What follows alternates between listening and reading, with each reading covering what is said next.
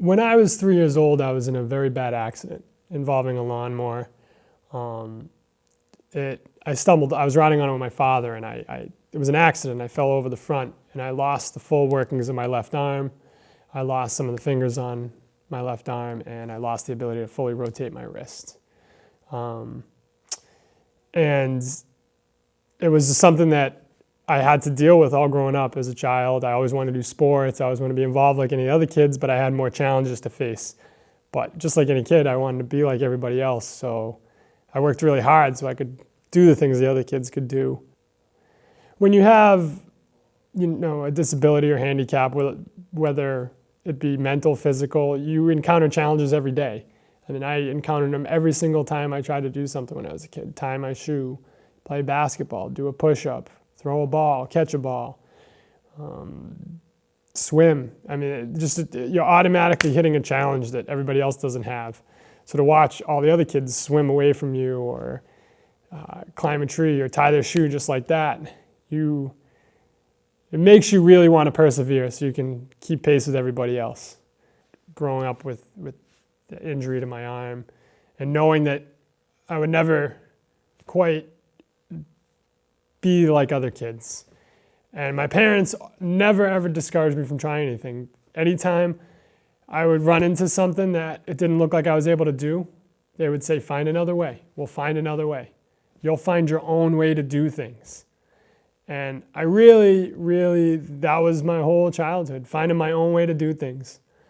Whatever, and I had a lot of fun, despite the obstacles. Sometimes it was stressful and frustrating, but sometimes it was the most rewarding experience, to finally figure out how I was going to cross the monkey bars like other kids, to finally, participate in a sport that I could compete with the other kids.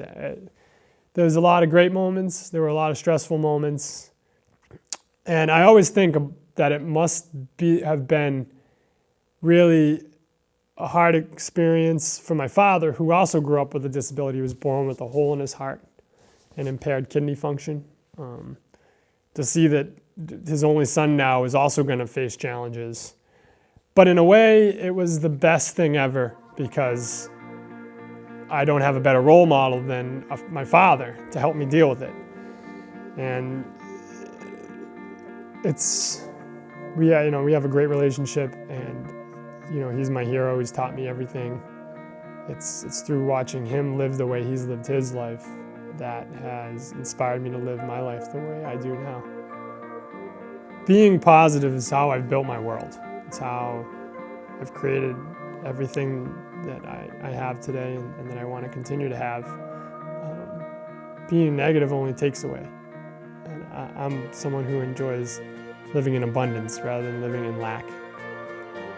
You are in control of what kind of world you want to live in. And I want to live in a world where I'm always adding things to my life, always experiencing joy and happiness and goodness.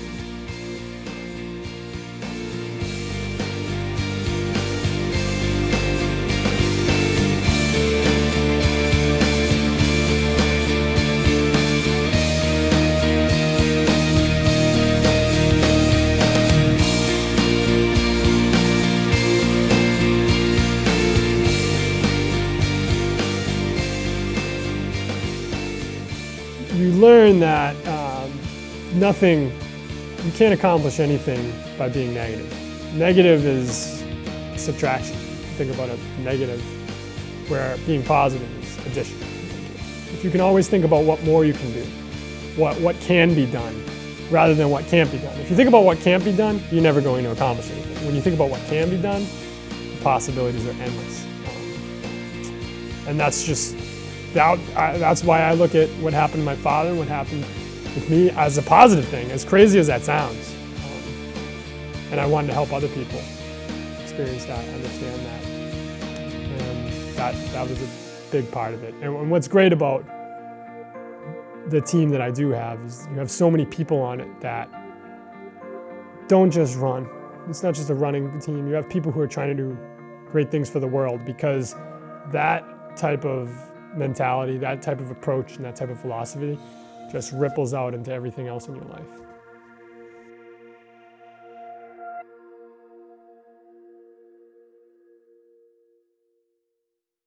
Personally, the Sisu Project has been the realization of a dream and a vision.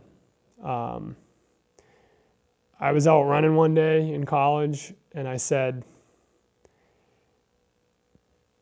I was running through a part of the town I lived in where a lot of people got together and did bad things. There was a high crime rate, lots of drugs, lots of problems. And I said, people don't have a problem getting together to do negative things.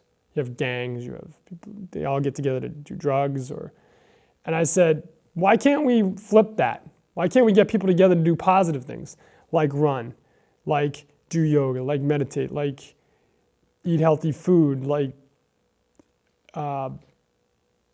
anything you could think of? Why can't you get groups of people? What would happen if you did that?